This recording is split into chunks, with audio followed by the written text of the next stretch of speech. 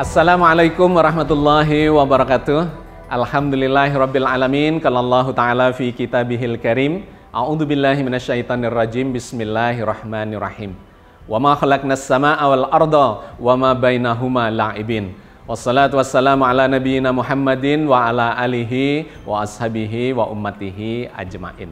Sahabat sekalian, kita bersyukur pada Allah berjumpa kembali di bulan Syawal ini. Setelah kita libur selama 1 minggu dikarenakan awal bulan Syawal semuanya kita mudik dan beristirahat dalam 1 tahun.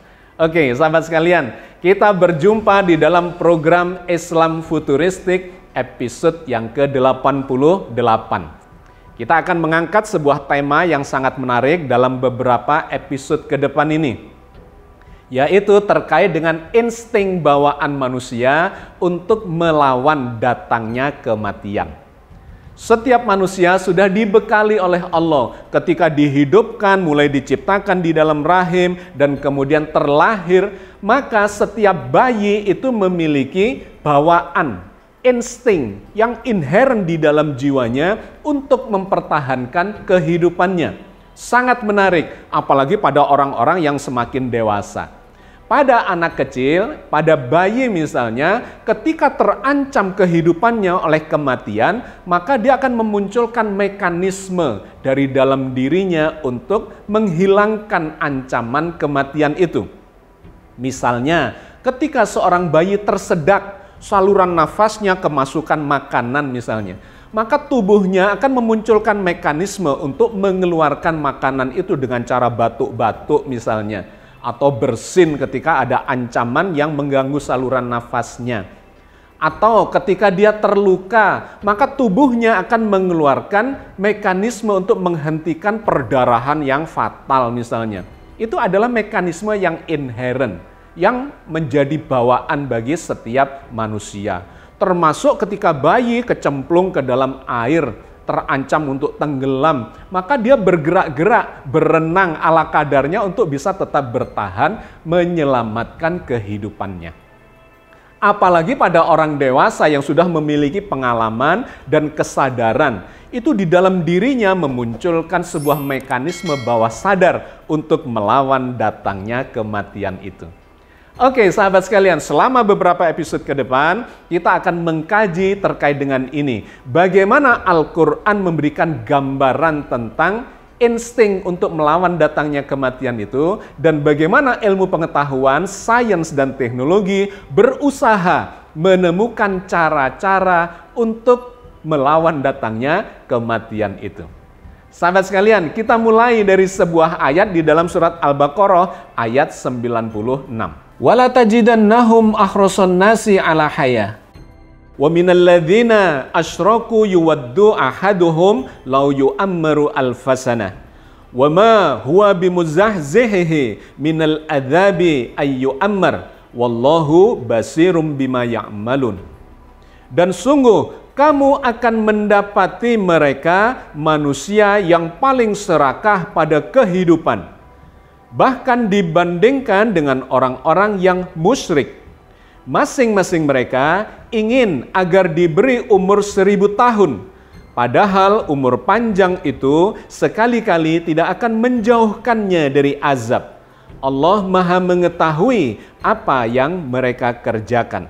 Ayat ini menceritakan tentang insting sebagian dari manusia yang digambarkan memang serakah terhadap kehidupan, ingin mempertahankan kehidupannya, bahkan banyak yang terjebak di dalam kehidupan itu sendiri. Di ayat ini digambarkan ada orang yang ingin hidup 1000 tahun kalau dimungkinkan. Tetapi kata Allah, sesungguhnya umur yang panjang itu belum tentu akan bisa menghindarkan dia dari azab. Semakin panjang umurnya, boleh jadi dia bukan mendapatkan kebahagiaan tetapi mendapatkan penderitaan. Kenapa? Karena sesungguhnya manusia ini diciptakan oleh Allah memiliki constraint, memiliki kendala-kendala terkait dengan usia itu. Allah sudah menetapkan kematian pada segala yang hidup. Allah yang maha berkuasa menghidupkan dan kemudian mematikan. Tidak ada yang hidup abadi. Tetapi insting setiap manusia sesungguhnya adalah dia ingin mempertahankan hidup selama-lamanya. Kenapa? Ya karena itu diberikan oleh Allah insting itu supaya manusia yang dihidupkan ini bisa mempertahankan, memelihara kehidupannya dengan cara yang terbaik. Tetapi di ayat yang lain lagi Allah kemudian memberikan gambaran bahwa memang manusia itu sudah dipastikan akan mengalami kematiannya. Misalnya dalam surat Al-Waqi'ah ayat 60. Nahnu qaddarna bainakumul mauta wa manahnu bimasbukin. Kami telah menentukan kematian di antara kamu dan kami sekali-kali tidak akan dapat dikalahkan. Allah yang menentukan dan memberikan kehidupan dan Allah pula yang menetapkan kematian bagi setiap yang hidup. Memang diberi insting untuk mempertahankan kehidupannya, tetapi juga diberi batas oleh Allah bahwa setiap yang hidup bakal mengalami kematian. Meskipun dia berlindung di benteng yang tinggi, kata Allah di dalam ayat berikut ini. Di dalam surat An-Nisa ayat 78 Allah berfirman, Aina ma takunu yudrikumul mautu walau kuntum fi burujim musayyadah. Di mana saja kamu berada, kematian akan mendapatkan kamu, kendati pun kamu di dalam benteng yang tinggi lagi kokoh. Jadi berkali-kali Allah di dalam Al-Quran menjelaskan tentang manusia dihidupkan, memelihara kehidupannya, tetapi diberi batasan usianya. Nah, maka kita berbicara tentang kehidupan ini bukan hanya bicara soal kematian. Di ayat yang lain Allah memberikan indikasi bahwa manusia ini bisa berumur panjang. Bahkan kita bisa memberikan atau memelihara kehidupan kita supaya kita memiliki kehidupan yang baik, yang sehat dan kemudian berumur panjang. Misalnya Allah berfirman di dalam surat Yasin ayat 68. Wa man nu'ammirhu nunakkishu fil khalq afala ya'qilun. Dan barang siapa yang kami panjangkan umurnya, niscaya kami kembalikan dia kepada awal kejadiannya. Maka apakah mereka tidak memikirkannya? Atau dalam surat Al-Maidah ayat 32. Wa man ahyaha faka'annama ahyan nasa jami'a. Dan barang siapa yang memelihara kehidupan seorang manusia, maka seolah-olah dia telah memelihara kehidupan manusia semuanya. Al-Quran memberikan indikasi-indikasi kepada kita bahwa usia manusia itu adalah variabel. Bisa pendek, bisa panjang. Dilarang bunuh diri untuk menghabisi usianya dan diperintahkan untuk memelihara kesehatan kita secara lahir dan batin. Bahkan diberikan gambaran barang siapa memelihara kehidupan seorang manusia, maka sama saja dengan dia memelihara kehidupan manusia semuanya. Jadi sahabat sekalian, kita harus proporsional di dalam menyikapi kehidupan ini. Bahwa bicara agama bukan soal bicara tentang alam sesudah kematian saja atau kehidupan sesudah kematian saja, melainkan juga memelihara kehidupan di dunia ini supaya berkualitas dan kemudian berdampak yang baik fid dunya wal akhirah. Oke sahabat sekalian, itulah gambaran dari dalam Al-Quran terkait bagaimana seharusnya kita menyikapi kehidupan yang dianugerahkan Allah kepada kita semua. Sekarang mari kita lihat bagaimana upaya manusia, sains, dan teknologi untuk memperbaiki kualitas kehidupan manusia, bahkan untuk melawan datangnya penuaan, bahkan melawan datangnya kematian itu. Sangat menarik perkembangan sains dan teknologi yang terjadi dalam beberapa dekade terakhir ini untuk melawan datangnya kematian itu. Dimulai dari yang pertama yang bersifat sangat general atau generik terkait dengan upaya-upaya untuk memperbaiki kualitas kehidupan dan bahkan melawan datangnya penuaan, bahkan melawan datangnya kematian itu. Salah satu yang sangat dikenal dan sekarang masih terus dikembangkan adalah apa yang disebut sebagai pil anti-aging, yaitu pil yang diciptakan oleh para ahli farmakologi untuk melawan datangnya penuaan. Sudah lazim kita ketahui bahwa manusia ini terikat oleh waktu. Semakin bertambah waktunya, semakin bertambah usianya, maka terjadi proses penuaan degeneratif pada kualitas sel-sel tubuh kita. Nah, di skala yang sangat generik ini, para ilmuwan mencoba menemukan obat-obatan atau zat-zat kimiawi yang berfungsi untuk memperlambat datangnya kematian atau minimal terjadinya penuaan itu, yang memang ujung-ujungnya akan berada atau berakhir pada kematian seseorang. Sahabat sekalian, poin pentingnya yang dicoba untuk ditemukan adalah satu, memperlambat terjadinya penuaan pada organ-organ atau pada bagian-bagian tubuh. Misalnya banyak ditemukan obat-obatan untuk memperlambat penuaan pada kulit misalnya. Karena penuaan yang terjadi pada seseorang itu terlihat salah satunya adalah dari mengeriputnya kulit seseorang. Maka dicobalah ditemukan krim-krim yang dioleskan pada bagian-bagian tubuh atau permukaan kulit untuk memperlambat datangnya penuaan itu. Bukan hanya pada kulit, tapi misalnya juga pada otot-otot. Otot-otot orang yang semakin menua, maka akan terjadi pelemahan pada masa otot itu, baik dikarenakan kurang beraktivitas ataupun dikarenakan memang proses degeneratif. Nah, maka ditemukanlah atau dicarilah obat-obatan yang bisa memperkuat kembali fungsi dari otot itu. Atau persendian misalnya. Pada orang-orang yang semakin menua terjadi penurunan dari kualitas sendi-sendi tubuhnya atau sendi-sendi pada tulang-tulangnya. Kemudian juga pada organ-organ vitalnya, pada hormon-hormonnya yang terus mengalami penurunan fungsi. Nah, sahabat sekalian, di level yang generik ini para ilmuwan mencoba mencari formula yang umum bagaimana caranya untuk mengatasi penuaan pada organ-organ tubuh, jaringan-jaringan sel tubuhnya, bahkan secara keseluruhan pada tubuhnya, mulai dari ujung rambutnya sampai ujung kukunya. Poin penting yang ingin diberikan adalah memberikan nutrisi, makanan, minuman yang bergizi ditambah dengan fungsi hormon untuk memperlambat terjadinya penuaan. Ini masih terus berlangsung upaya untuk melakukan proses memperlambat penuaan yang akan berujung pada kematian. Apakah ini akan berhasil? Sampai sejauh ini tidak cukup memuaskan. Karena itu orang terus mencari bagaimana caranya untuk menahan terjadinya atau menahan laju dari proses penuaan seseorang itu. Yang kedua adalah apa yang disebut sebagai blood injection. Menginjeksikan, menyuntikkan darah, khususnya plasma darah dari orang-orang yang berusia lebih muda, pemuda atau pemudi kepada orang-orang yang lebih tua.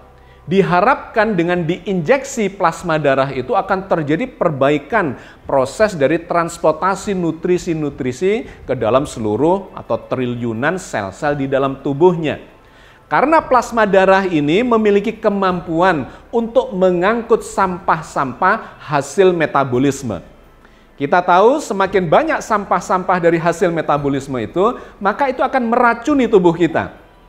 Meracuni triliunan sel-sel di seluruh penjuru badan kita. Dan itu akan memunculkan proses degeneratif, menuakan triliunan sel-sel tubuh kita. Dan kemudian akan berujung pada penyakit-penyakit yang semakin parah kalau tidak teratasi dengan baik.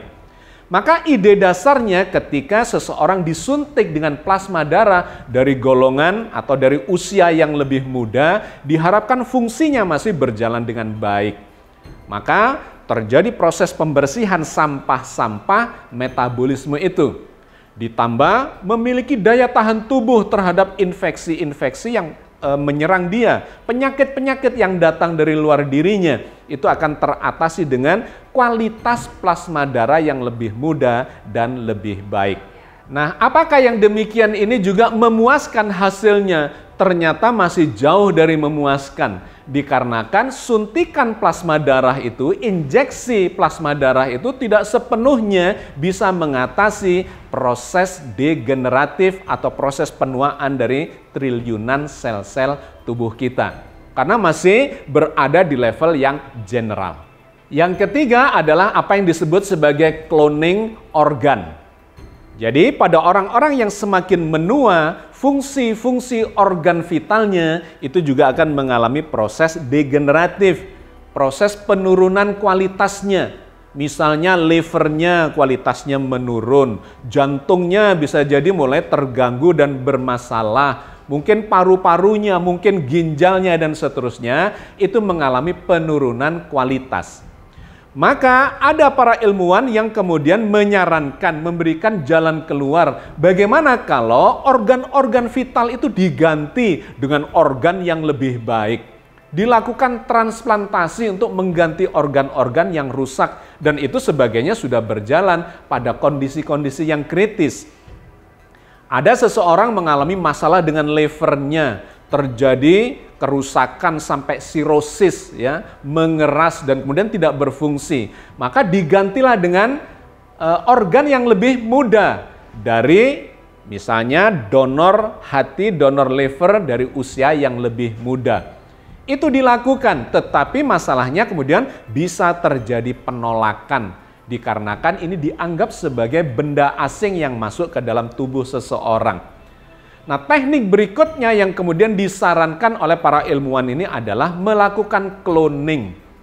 Cloning misalnya organ vital hati, liver, di mana sumber dari sel cloning itu diambil dari pasien itu sendiri yang kemudian dikembangkan di laboratorium untuk menciptakan organ-organ vital tertentu yang dibutuhkan.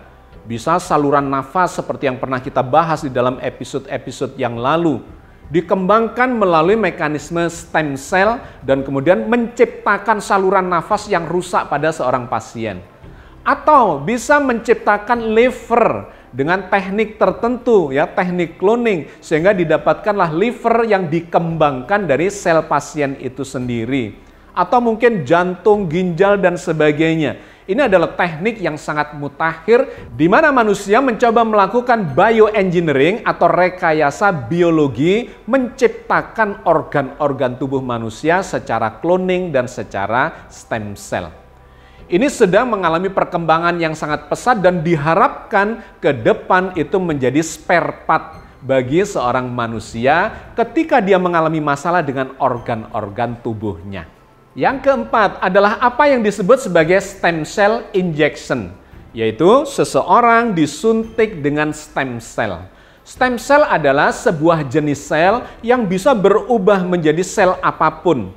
Ada berbagai macam kualitas, tetapi sel induk yang paling berkualitas adalah ketika diambil dari sumsum tulang belakang si pasien itu sendiri, dan stem cell itu kemudian dibiakkan di laboratorium, kemudian disuntikkan kembali kepada seorang pasien yang mengalami masalah dengan organ-organ vitalnya.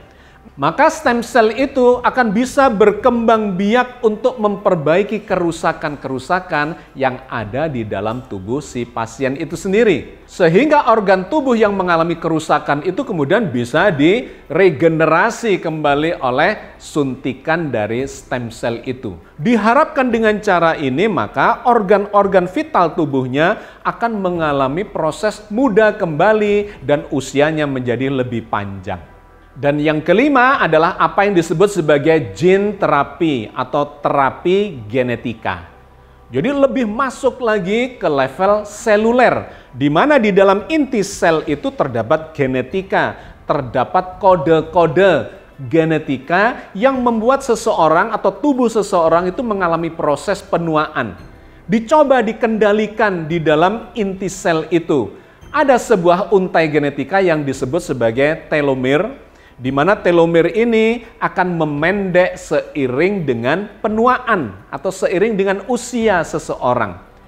Nah, para ilmuwan mencoba menemukan sebuah cara untuk memperpanjang kembali atau setidak-tidaknya memperlambat proses pemendekan telomer itu. Dikenal sebagai telomerase.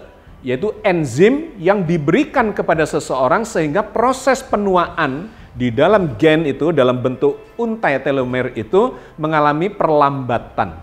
Bahkan secara laboratorium kemudian ditemukanlah cara untuk memperpanjang kembali telomer itu. Sehingga ini diharapkan ke depan akan bisa memperpanjang usia seseorang atau setidak-tidaknya memperlambat proses penuaan pada diri seseorang. Tetapi sekali lagi semua ini sedang berproses dan belum mencapai kesempurnaannya karena ternyata proses penuaan itu sangatlah kompleks. Tidak bisa diatasi dari satu sisi saja. Allah rupanya menetapkan sebuah mekanisme yang luar biasa yang menyebabkan seseorang itu tetap akan mengalami kematiannya. Tetapi sahabat sekalian, Al-Quran telah memberikan gambaran indikasi bahwa meskipun seseorang akan mengalami kematian, tetapi dia bisa memperpanjang usianya.